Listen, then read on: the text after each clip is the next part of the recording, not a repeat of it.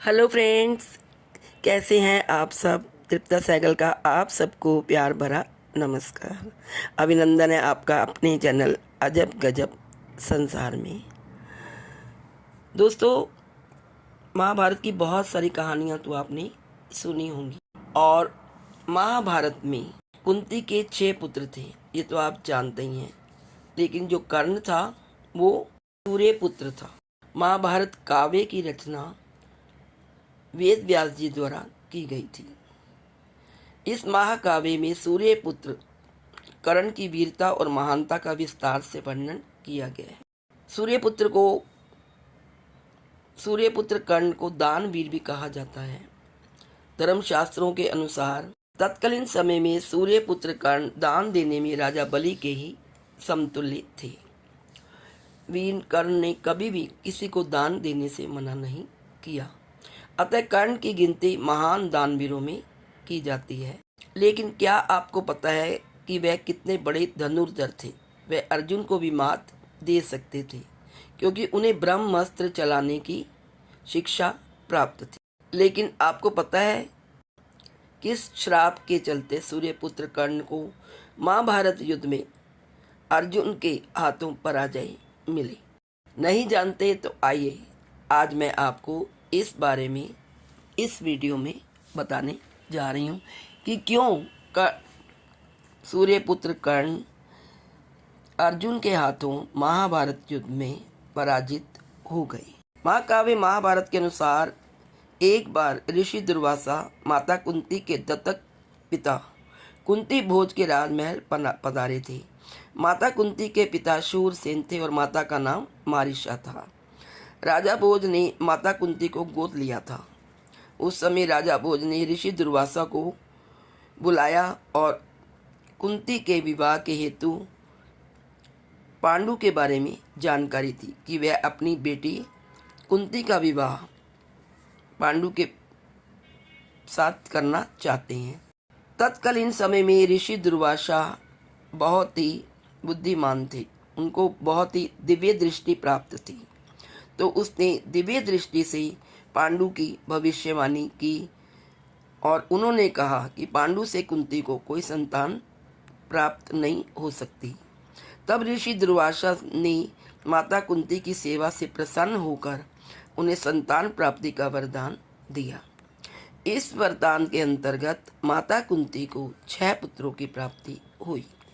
इनमें से कर्ण का जन्म सूर्य देव की कृपा से हुआ, इसीलिए ही कर्ण को सूर्यपुत्र कहा जाता है। हालांकि कर्ण का जन्म कुंती के विवाह से पूर्व हुआ था, इसलिए माता कुंती ने समाज के मान सम्मान हेतु कर्ण को लकड़ी के बॉक्स में डालकर गंगा नदी में प्रवाहित कर दिया था। उस समय में अधिरथ ने सूर्यपुत्र कर्ण का पालन पोषण किया। आइए अब जानते हैं कि कर्ण ने शिक्षा कहाँ से प्राप्त की। सूर्यपुत्र कर्ण अपने पालक पिता अधिरथ की भांति अन्य कार्य करने के बजाय युद्ध कला में महारत हासिल करना चाहता था। इसके लिए कर्ण को अधिरथ का पूर्ण सहयोग प्राप्त हुआ। कहा जाता है कि सर्वप्रथम सूर्यपुत्र कर्ण को आचार्य द्रोण से युद्ध कला की शिक्षा प्राप्त हुई। हालांकि ब्रह्मास्त्र अस्त्र की विद्या हासिल करने में कर्ण वहां विफल रहे। ऐसा कहा जाता है कि सूर्यपुत्र कर्ण ने अनुचित तरीके से ब्रह्मास्त्र चलाने की शिक्षा हासिल करने की कोशिश की। यह जान आचार्य द्रोण ने शिक्षा देने से मना कर दिया।